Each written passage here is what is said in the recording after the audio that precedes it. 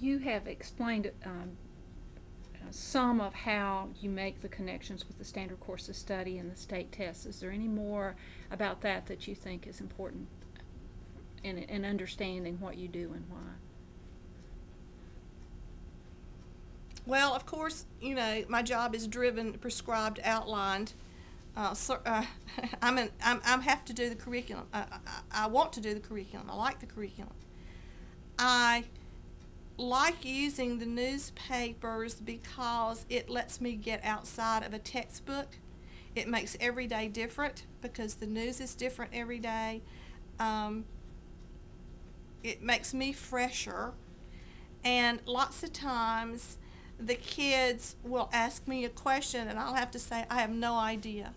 So what we'll do is I'll look it up or you look it up, and then I can say to the kids and give them ownership in the process of learning, instead of me just saying, okay, here's a question we have. It's come from the news or it's come from something that's bothered you. For example, let me digress a minute. Today my kids worked on a piece that ran off a front page story about students being suspended in North Carolina, that we have the 4th highest suspension rate, and I just posed the question, what can you do to solve this problem if you were in charge that doesn't cost a lot of money? We had I had to cut off discussion on that. They were all over it. And we talked about how much does the taxpayer pay for a 7th grader to spend a year in school. Last I heard it was around $7,000. I may not be right on that. Then we'll say, how much do you think it costs to keep somebody in jail for a year? They're all over that.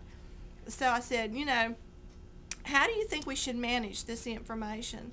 I want you to tell me what you think. I want you to give me a 20-minute paragraph, perfectly written, of course, whether you think we should change our policy on school suspensions.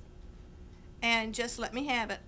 Let me have what you think. And you can cite from the paper. By the way, citing from the paper is a great skill. Learning to cite from any source is a skill they need. So the kids can have ownership in how we manage the news and connect it to their curriculum and what they're reading. And when they think they have ownership, the class kind of teaches itself.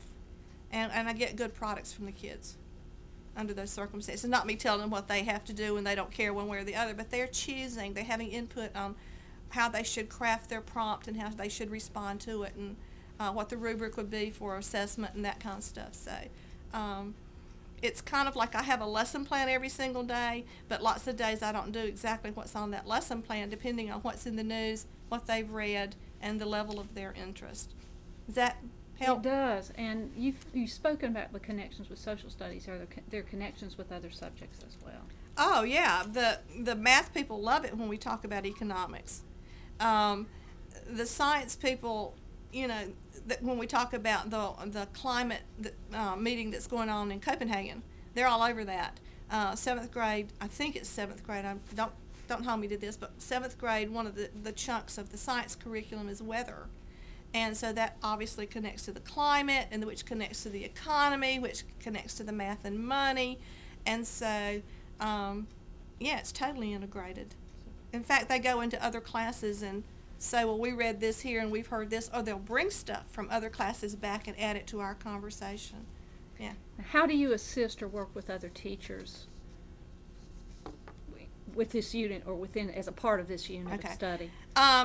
It's a little more difficult now because not every teacher gets a set of papers every day.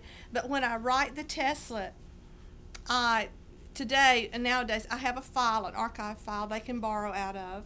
I leave a copy on the copier in our workroom. Sometimes if it's one it's a really good one, I email it out to the other schools in our district, and they then access the hard copy with e-edition or the web page. And oftentimes I just take it off the web page and edit it myself to fit in a left column, and then the questions on a right column of it, 8.5 by 11. And one of the interesting things is every once in a while I'll get an email from a teacher at another school saying, I found this piece, but I can't find the questions, and do you still have them? And yeah, I have them archived. So I'll get these off-the-wall requests for some topic that's come up in something we've written in the past. And my feeling on that is that if it costs absolutely nothing to email the testlet out for anybody to use it anywhere. We had one earlier this week. It's the Christmas Hanukkah season about Hanukkah, and so the teachers who are doing different cultures and celebrations and stuff will pick up the one about the Hanukkah, and they're left in a big box in the copier room for anybody to use anytime.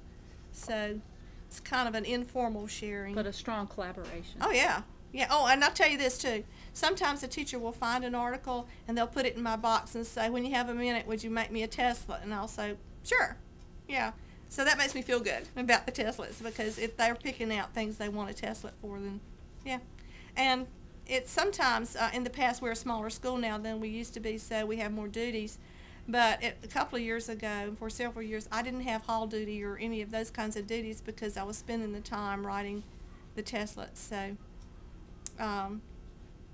it probably takes me, however long it takes to read the article, it probably takes 7 to 10 minutes to write a little set of questions. Doesn't take a lot of time once you're used to it. Great. You've spoken about your motivation and why you work with news and newspapers.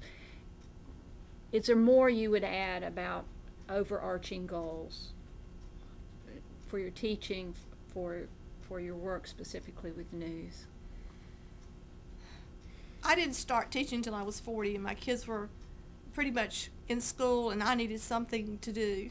And so teaching seemed to be a good fit for me at the time. And even when my own personal children or young people were young, I went through an adoption process with adopting a child. And one of the things that I remember that the social worker asked me is that same question: what is your overarching goal and hope for this child that we're going to place in your care? And because the people who were putting up the adoption were not worried about satisfying my needs, they wanted to find a good fit for the child. And so I thought and thought, we thought and thought and thought and talked to my husband.